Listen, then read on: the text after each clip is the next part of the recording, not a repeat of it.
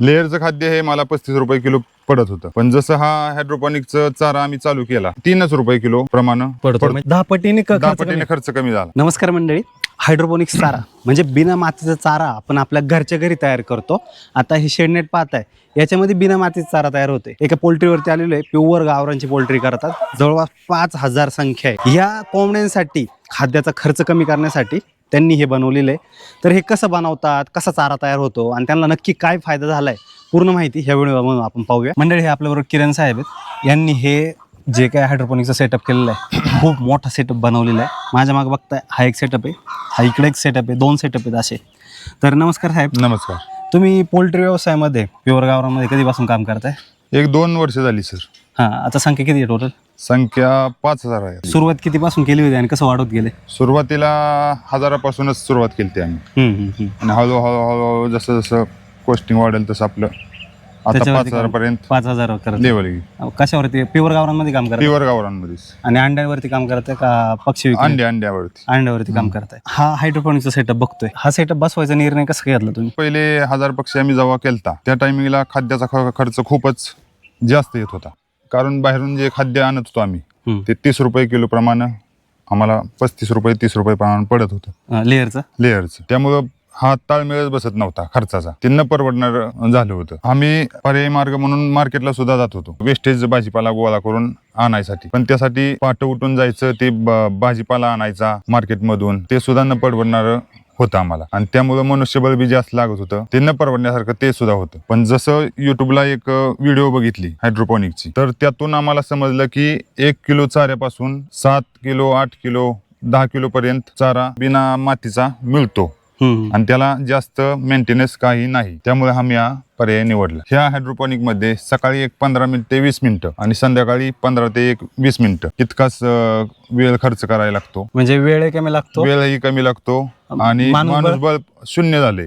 म्हणजे एक 10 ते 15 मिनिटं वेळ सकाळी आणि 10 ते 15 मिनिटं वेळ संध्याकाळी दिला की होऊन जातं ते काम. हा बिना मातीचा चारा आहे पूर्ण, फक्त पाण्यावरती येतो. पाण्यावरती. आणि याच्यामध्ये कोणतं धान्य टाकून चारा तयार होतो, किती दिवस लागतात आणि कसा चारा तयार होतो? त्यामध्ये गहू आणि मका दोन्ही आपण टाकू शकतो. 1 किलोचा मका भिजत घातली की त्यापासून 7 किलो चारा तयार होतो. हा चारा तयार व्हायला किती दिवस लागतात? हा चारा तयार व्हायला कम्प्लीट 8 दिवस लागतात. हा तुम्ही किती सेटअप बनवला, किती ट्रेचा? सुरुवातीला आम्ही हा 150 ट्रेचा सेटअप बनवलेला, पण जसं जसं आम्हाला ते रिझल्ट आला, पहिला रिझल्ट आला भरपूर प्रमाणात आला, तसा आम्ही हा दुसरा सेटअप बसवून घेतला. हा पहिला सेटअप कधी बसवला तुम्ही? 6 महिन्यापूर्वी बसवला होता. आणि त्याच्या किती महिन्यानंतर परत दुसरा सेटअप बसवला? 2 ते 3 महिन्यानंतर लगेच रिझल्ट दिसला. रिझल्ट काय दिसलाय नक्की याच्यामध्ये? म्हणजे आम्ही लेअरचं खाद्य 100% वापरत होतो सुरुवातीला, खर्च खूप येत होता. त्यानंतर आम्ही हायड्रोपोनिकचा सेटअप बसवला आणि 50% लेअरचं खाद्य कमी केलं आणि 50% हायड्रोपोनिकचा चारा चालू केला. लेअरचं खाद्य हे मला 35 रुपये किलो पडत होतं, पण जसं हा हायड्रोपोनिकचा चारा आम्ही चालू केला तर मका 20 रुपये किलो मार्केटला, आणि त्यापासून चारा हा तयार करून आम्हाला 3 रुपये किलो प्रमाणे पडतो. 10 पटीने खर्च कमी झाला. बर, मग जो लेअरचं खाद्य आता ते चालू आहे आपलं, ते 50% वापरतोय आणि हे 50% वापरतोय.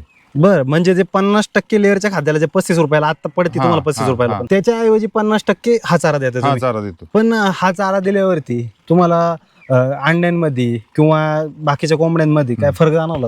काय सुद्धा फरक जाणवला नाही. उलट जे कोंबड्यांना चकाकी वाढली आहे आता.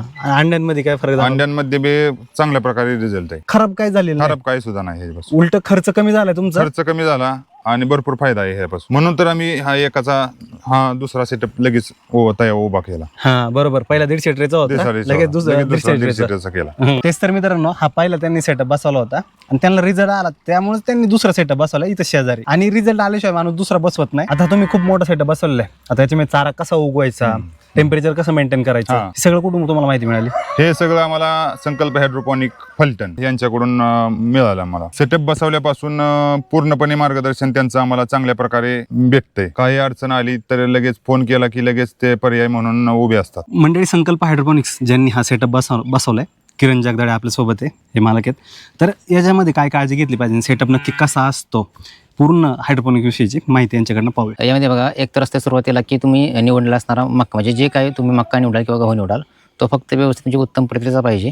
त्याला पाणी देण्याचा कालावधी, बाबा कोणत्या कालावधीमध्ये किती पाणी द्यायचं आहे, आणि तिसरं म्हणजे लागणारं आर्द्रता म्हणजे ह्युमिडिटी, ती प्रत्येक वातावरणानुसार कमी जास्त होत असते. त्यानुसार त्याचा पाणी देण्याचा कालावधी आपल्याला ठरवावा लागतो. हे 2-3 पॅरामीटर्स तुम्ही यामध्ये प्रामुख्याने म्हणजे कन्सिडर केलेच पाहिजेत. आता सेटअपमध्ये काळजी घ्यावी लागते आतमध्ये आपण जेव्हा असतो तेव्हा. हे बाय तुम्ही यामध्ये म्हणजे तुमचे ट्रे असतील, ट्रे प्रॉपर वॉश करणे किंवा व्यवस्थित फॉगरमधून पाणी येते की नाही हे पाहणे, आणि हायजीन म्हणजे क्लिनिंग हे मस्ट आहे. याचे तापमान किती लागतं आपल्याला? यामध्ये टेम्परेचर म्हणजे तुम्ही जर मक्का तुम्ही हायड्रोपोनिकमध्ये ग्रो करत असाल ना, त्यावेळेस तुम्हाला 40-45 डिग्री जरी तापमान गेलं तरी तुम्ही यामध्ये आरामात मक्का ग्रो करू शकता. आपण जिथे आहे जत एरिया, आता इथे आत्ताला इथलं टेम्परेचर आहे ते 40-42 डिग्री आहे, तरी पण तुम्ही पाहू शकता 40-42 डिग्रीमध्ये हे ग्रोईंग किती उत्तम झालेलं आहे. पण आतमध्ये आपलं टेम्परेचर कमीच असेल ना, कारण आपण वरनं ग्रीन नेट मारलेली आहे आणि वरतून पण डबल ग्रीन नेट आहे, त्यामुळे आतलं टेम्परेचर कमीच राहणार असेल. हो, तरी पण म्हणजे जे बाहेरचं टेम्परेचर आहे ना 40 आहे, पण आतमध्ये तुम्हाला 35 डिग्रीच्या आसपास टेम्परेचर आहे. आर्द्रता किती लागते आतमध्ये? यामध्ये तुम्हाला ह्युमिडिटी एक 60-65 पर्यंत चालते, आणि टेम्परेचर म्हणा गेला तरी 15-20 पर्यंत पण हे ग्रो होऊ शकतं कमीत कमी मध्ये. हां. आणि याला पाणी किती लागतं दिवसभरात? बघा आता हा आपला सेटअप मोठा आहे ना, जवळजवळ एक 300 लिटरचा सेटअप आहे ना हा, तर ह्याला दिवसाला तुम्हाला कमीत कमी एक 800 ते 900 लिटर पाणी लागतंय. बरं, आणि त्यातलं सगळ्यात छोटा जो सेटअप असेल किती ट्रेचा राहतो तो? सर्वात छोटा आपला असतो तो एक 24 ट्रेचा असतो, त्याला तुम्हाला एक 60 ते 65 लिटर पाणी पुरेसं झालं दिवसभरामध्ये. आणि ते ऑटोमॅटिक येतं याच्यामध्ये? पूर्ण ऑटोमॅटिक. आपल्याला काय चालू करायचं नाही, बंद करायचं नाही, काय नाही? त्याला पूर्णपणे आपण टाइमर म्हणजे ऑटो सिस्टम केलेलं आहे, त्या टाइमरनुसार ते टायमिंग ते ऑन ऑफ होऊन जातं. आता हा पूर्ण चारा तयार कसा होतो? एकदम जी मका असते आपली कोरडी त्यापासून तर असा याच्यापेक्षाही मोठा चारा तयार होतो, तर तो कसा होतो ते सांगा. त्याचा पण एक ओव्हरव्ह्यू आहे. त्याला आपल्याला मका 1 दिवस पाण्यामध्ये भिजत ठेवावा लागतो, 2 दिवस मोड आणण्यासाठी, आणि 8 दिवस ट्रेमध्ये, आणि 8 दिवसानंतर तुम्हाला ॲज इट इज 1 किलोपासून साधारण म्हणजे मोड आलेली मका या ट्रेमध्ये टाका द्यायची अशी. आणि त्यानंतर त्यांना हे बघा तुम्हाला हा या पद्धतीने चारा तयार होतो तुमचा. हे किती दिवसात तयार होतो? हे तुमचा 8व्या दिवसाचा चारा आहे बघा. ह्या चाऱ्याचा फायदा काय? तुम्ही हा चारा तुमच्या गायींना, म्हशींना, शेळ्यांसाठी, कोंबड्यांसाठी, आणखीन तुमचे डक असतील किंवा तुमचे पिगरी फार्म असेल घोड्यांसाठी, सगळ्यांसाठी देऊ शकता. याचं एक मेन फायदा आहे की हायली प्रोटीन चारा आहे. यात रेग्युलर चाऱ्यापेक्षा साधारणतः 18-20% प्रोटीन जास्त आहे. त्याच्यामुळे तुमचा जो फीडवरचा एक्सेस खर्च आहे ना तो कमी होत जातोय, आणि कमीत कमी जागेमध्ये मिळतंय, आणि कमीत कमी मॅनपॉवरमध्ये. म्हणजे एक माणूस पण सकाळी अर्धा तास, संध्याकाळी अर्धा तासमध्ये हा 300 लिटरचा सेटअप मॅनेज करू शकतो. या चाऱ्यामध्ये काय आहे की तुम्हाला स्प्राउटेड सीड्स म्हणजे मोड आलेली मक्का पण मिळते, खालच्या रूट्स पण मिळते, त्यावरचा हिरवा पाला, हे तिन्ही एकाच यामध्ये तुम्हाला मिळते. हा चारा म्हणजे सकस आणि हायली प्रोटीन चारा आहे. आपण आता इथं आलेलो आहे ना, तो कमी पाण्याचा भाग आहे. कोंबड्यांसाठी जरा दुसरा कुठला हिरवा चारा करायचा म्हटला जरी, मेथी घास वगैरे, तरी त्याला पाणी खूप लागतं. त्याच्यामुळे त्यांनी ह्याची निवड केली, आणि याचा रिझल्ट त्यांना असा भेटला की त्यांनी सुरुवातीला एक छोटा सेटअप बसवला होता, साधारणतः 160 ट्रेचा. त्यांना रिझल्ट भेटला. त्यानंतर त्यांनी लगेच साधारणतः 2-3 महिन्यामध्ये डायरेक्ट ॲज इट इज तेवढाच मोठा सेटअप केलेला आहे. का तर त्यांच्या उत्पादनावरचा होणारा खर्च आहे ना तो कमीत कमी 50% कमी झालेला आहे. यामध्ये बघा हे तुम्ही पाहू शकताय, हे बघा हे मुळे आहेत, स्प्राउटेड सीड्स आहेत, नवरचा हिरवा पाला आहे, हे तिन्ही एकत्र आहे. हे प्लस तुम्ही तुमचा लेयरचं खाद्य दोन्ही मिक्स करून दिलं ना तर रिझल्ट एकदम उत्तम आहे. आणि सर्वात महत्त्वाचं म्हणजे काय की तुमचा जो खाद्यावरचा खर्च आहे ना, म्हणजे तुम्ही जरी 10 किलो जरी खुराक असाल ना, त्यातला 5 किलो कमी झाला, तुमचा 5 किलोचा खर्च कमी. आता बघतोय हा खूप चांगल्या प्रकारे सेटअप लावलेला आहे, आता 6 महिने झाले, खूप चांगल्या प्रकारे चाललेला आहे. पण बरेचसे सेटअप असतात ते चालू करतात आणि बंद पण करतात, मग कारण काय राहतात, चुकतंय काय शेतकऱ्यांचं? आता तुम्ही ते पाहू शकताय, ऑलरेडी एक सेटअप होता, एक ह्यांनी 2 केलेले आहेत. का केले तर यांना रिझल्ट मिळालेला आहे म्हणून केलेले आहेत ना. तर यामध्ये बघा तुम्ही यात आहे ना कंपल्सरी डेडिकेशन दररोज एक अर्धा ते 1 तास काम केलंच पाहिजे.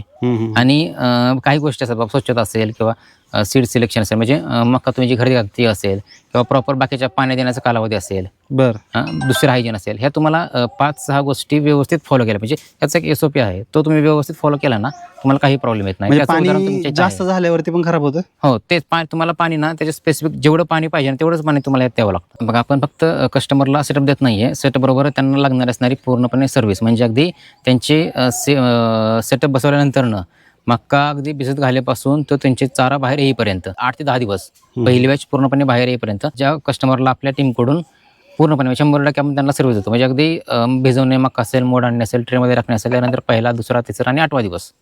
म्हणजे पूर्ण यशस्वी कसं करायचं ते मार्गदर्शन 100% जबाबदारी आमची असते. पण कोणाला महाराष्ट्रातून कुठूनही जर बसवायचं असेल सेटअप तर तुम्ही बसू शकता? हो, आपली सर्व्हिस ऑल ओव्हर इंडिया आहे. आपण कस्टमरच्या रिक्वायरमेंटनुसार त्यांच्या लोकेशनला जाऊन पूर्णपणे सेटअप त्यांना इन्स्टॉल करून देऊन चालू करून देऊन त्यांना प्रॉपर त्याचं ट्रेनिंग प्रोव्हाइड करतो. सर्वात महत्त्वाचं किती शेळ्यांसाठी किंवा किती कोंबड्यांसाठी किती सेटअप लागेल तेही तुमच्याकडनं माहिती मिळून जाईल. हो, तुम्हाला बाबा किती कोंबड्यांसाठी करायचं आहे, किती शेळ्यांसाठी किंवा गायींसाठी करायचं आहे ना, मी त्यानुसार- स्क्रीनवरती नंबर देतोच. हां, तर त्यानुसार बाकीचं आपण काय design शंका केलेलं असेल तर आहे. ते तुमच्यावर कॉन्टॅक्ट हो, करतील. चालेल. तर नक्कीच मित्रांनो, तुम्हाला हायड्रोपोनिक विषयीची संपूर्ण माहिती ह्या व्हिडिओमधून मिळाली असेल. तर व्हिडिओ तुम्हाला कसा वाटला कमेंट करून सांगा आणि भेटूया अशाच एका चांगल्या माहितीसोबत एका नवीन व्हिडिओमध्ये. धन्यवाद.